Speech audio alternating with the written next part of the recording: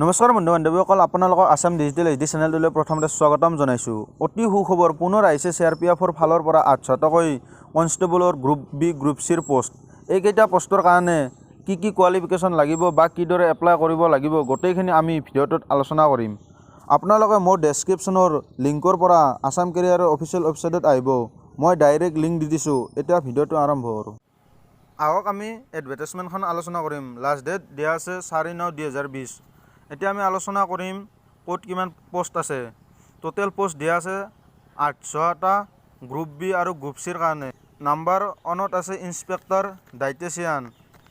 Total post দিয়া আছে এটা। ইয়াৰ বাবে এডুকেশ্যন কোৱালিফিকেশ্যন লাগিব BSc আৰু আদাৰ কোৱালিফিকেশ্যনৰ কাৰণে ডিপ্ল'মা লাগিব, মাষ্টাৰ ডিগ্ৰী। 2 নম্বৰত দিয়া আছে চাব ইনস্পেক্টৰ চাব নাৰ্ছ। টোটেল পোষ্ট দিয়া আছে 175টা।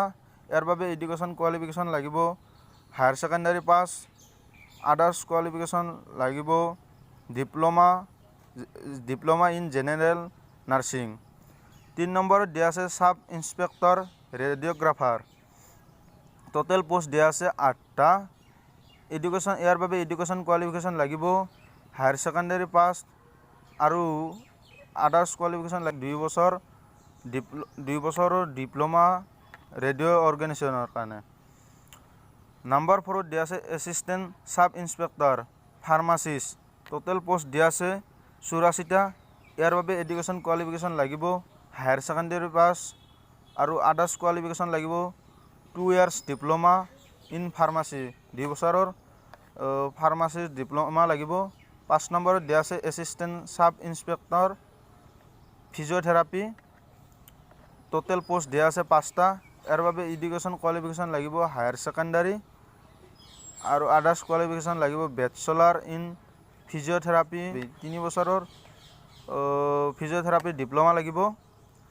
6 নম্বৰত আছে assistant sub inspector dental technician. Total post দিয়া আছে 4টা।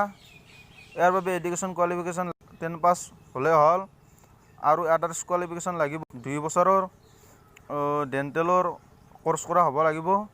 নাম্বাৰ 7ত দিয়া আছে assistant sub inspector laboratory technician.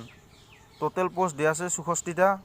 ইয়াৰ বাবে এডুকেশ্যন কোৱালিফিকেশ্যন লাগিব 10 পাছ, আদাৰ্ছ কোৱালিফিকেশ্যন লাগিব diploma or certificate in medical laboratory, diploma লাগিব মেডিকেল লেবৰেটৰীৰ। নাম্বাৰ 8ত দিয়া আছে assistant sub inspector. Total post দিয়া আছে এটা। ইয়াৰ বাবে এডুকেশ্যন কোৱালিফিকেশ্যন লাগিব 10 পাছ। নাম্বাৰ 9ত দিয়া আছে head constable physiotherapy assistant nursing assistant. Total post দিয়া আছে 78টা। ইয়াৰ বাবে এডুকেশ্যন কোৱালিফিকেশ্যন লাগিব higher secondary pass, others qualification লাগিব 2 বছৰ diploma or certificate course in physiotherapy, 2 বছৰ ফিজিঅ'থেৰাপিৰ ডিপ্ল'মা লাগিব। নাম্বাৰ 10ত দিয়া আছে হেড কনষ্টেবল নাম মিডৱাইফ। টোটেল পোষ্ট দিয়া আছে 3টা। ইয়াৰ বাবে এডুকেশ্যন কোৱালিফিকেশ্যন লাগিব 12 হায়াৰ ছেকেণ্ডাৰী পাছ আৰু আদাৰ্ছ কোৱালিফিকেশ্যন লাগিব 2 বছৰ নাৰ্ছ মিডৱাইফাৰী, 2 বছৰৰ নাৰ্ছৰ মিডৱাইফাৰীৰ ডিপ্ল'মা লাগিব। নাম্বাৰ 11ত দিয়া আছে হেড কনষ্টেবল ডায়েলিচিছ টেকনিচিয়ান।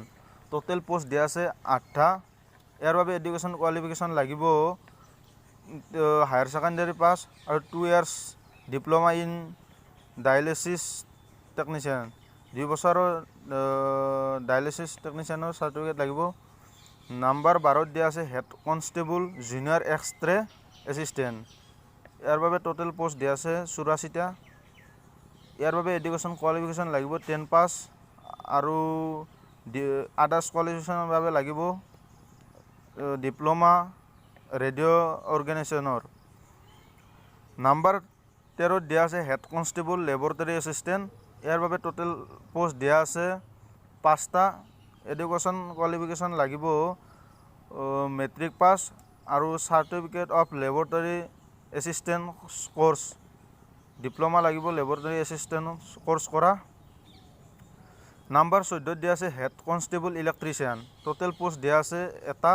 ইয়াৰ বাবে এডুকেশ্যন কোৱালিফিকেশ্যন লাগিব মেট্ৰিক পাছ, ডিপ্ল'মা লাগিব, ITI ইলেক্ট্ৰিচিয়ান কৰা হ'ব লাগিব। নাম্বাৰ 15 দিয়া আছে হেড কনষ্টেবল ষ্ট্ৰেৱাৰ্ড,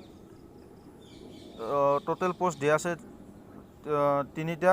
ইয়াৰ বাবে এডুকেশ্যন কোৱালিফিকেশ্যন লাগিব মেট্ৰিক পাছ আৰু ডিপ্ল'মা ফুড এণ্ড বেভাৰগাৰী ছাৰ্ভিচৰ চাৰ্টিফিকেট লাগিব।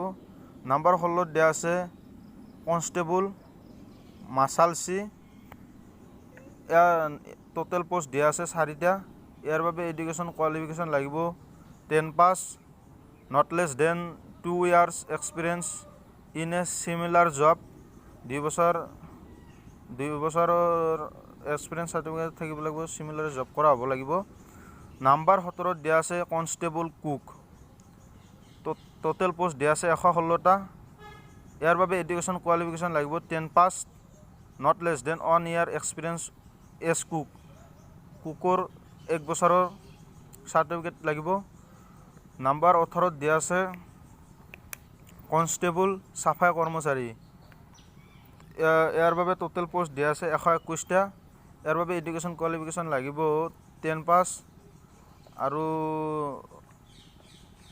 কেণ্ডিডেটজনে হিন্দী, ইংলিছ আৰু লোকেল লেংগুৱেজ ক'ব পৰা হ'ব লাগিব। নাম্বাৰ 19 দিয়া আছে constable dhobi washerman, total post দিয়া আছে 5টা। ইয়াৰ বাবে এডুকেশ্যন কোৱালিফিকেশ্যন লাগিব matric pass, not less than 1 year experience dhobi, 1 বছৰৰ ধুবিৰ চাৰ্টিফিকেট লাগিব। নাম্বাৰ 20 দিয়া আছে কনষ্টেবল ওৱাচি, টোটেল পোষ্ট দিয়া আছে 3টা। ইয়াৰ বাবে এডুকেশ্যন কোৱালিফিকেশ্যন লাগিব মেট্ৰিক পাছ আৰু physical and medical standard for constable, physical আৰু মেডিকেলত ডিউটি কৰা হ'ব লাগিব। নাম্বাৰ 21 দিয়া আছে কনষ্টেবল টেবুল বয়, ইয়াৰ টোটেল পোষ্ট দিয়া আছে 1টা। ইয়াৰ বাবে এডুকেশ্যন কোৱালিফিকেশ্যন লাগিব মেট্ৰিক পাছ আৰু 1 বছৰৰ হোটেল অফিচাৰৰ চাৰ্টিফিকেট এক্সপিৰিয়েঞ্চ লাগিব। নাম্বাৰ 22 দিয়া আছে head constable veterinary, total post দিয়া আছে 3টা। ইয়াৰ বাবে এডুকেশ্যন কোৱালিফিকেশ্যন লাগিব হায়াৰ ছেকেণ্ডাৰী পাছ আৰু ফিজিক্স, কেমেষ্ট্ৰি, বায়'লজি থাকিব লাগিব। নাম্বাৰ 23 দিয়া আছে head constable lab technician veterinary, total post দিয়া আছে 1টা। ইয়াৰ বাবে এডুকেশ্যন কোৱালিফিকেশ্যন লাগিব হায়াৰ ছেকেণ্ডাৰী পাছ, ফিজিক্স, কেমেষ্ট্ৰি, বায়'লজি থাকিব লাগিব। নাম্বাৰ 24 দিয়া আছে head constable radiographer veterinary, total post দিয়া আছে 1টা। ইয়াৰ বাবে এডুকেশ্যন কোৱালিফিকেশ্যন লাগিব হায়াৰ ছেকেণ্ডাৰী পাছ, ফিজিক্স, কেমেষ্ট্ৰি, বায়'লজি থাকিব লাগিব। এতিয়া আমি আলোচনা কৰিম এক্সামিনেশ্যন চেণ্টাৰ। অসমৰ ল'ৰা ছোৱালীৰ বাবে অতি ভাল খবৰ, যিসকল অসমৰ ল'ৰা ছোৱালী আছে সেইসকলৰ বাবে গুৱাহাটীত এক্সাম দিয়া হ'ব। দিল্লীৰবিলাকত দিল্লীত দিয়া হ'ব, হায়দৰাবাদৰবিলাক হায়দৰাবাদত দিয়া হ'ব, জম্মু কাশ্মীৰত দিয়া হ'ব, আজমীৰবিলাক আজমীৰত দিয়া হ'ব, নাগপুৰৰ গেলা নাগপুৰত দিয়া হ'ব। এতিয়া আমি আলোচনা কৰিম এক্সামিনেশ্যন ফিজ। পুৰুষৰ কাৰণে আনৰিজাৰ্ভ EWS OBCৰ কাৰণে 200 টকা আৰু গ্ৰুপ ডিৰ কাৰণে আৰু গ্ৰুপ চিৰ কাৰণে 100 টকা এক্সামিনেশ্যন ফিজ। এতিয়া আমি আলোচনা কৰিম CRPFৰ চিলেকশ্যন প্ৰচেছ। 1 নম্বৰতে হ'ব ফিজিকেল ষ্টেণ্ডাৰ্ড টেষ্ট, যোনটো আমি কওঁ দৌৰা হ'ব 1 নম্বৰত। 2 নম্বৰত হ'ব ৰিটেন এক্সামিনেশ্যন, যোনটো লিখিত পৰীক্ষা হয়। 3 নম্বৰত হ'ব ডকুমেণ্টছ ভেৰিফিকেশ্যন। 4 নম্বৰত হ'ব মেডিকেল এক্সামিনেশ্যন, মেডিকেল টেষ্ট কৰা হ'ব। ইম্পৰ্টেণ্ট ডেটছ ষ্টাৰ্টিং হ'ব 20/7/2020, last closing date of application 31/8/2020। এডভাৰ্টাইজৰ ডিটেইলছখিনি মই ডেছক্ৰিপশ্যনত দি দিছোঁ। এনেধৰণৰ নতুন চাকৰি লেটেষ্ট নিউজ জানিবলৈ মোৰ চেনেলটো ছাবস্ক্ৰাইব কৰক আৰু কাষত থকা বেল আইকনটো বজাই দিব। ইয়াৰ উপৰি লাইক, কমেণ্ট, শ্বেয়াৰ কৰিব। ধন্যবাদ। জয় অসম।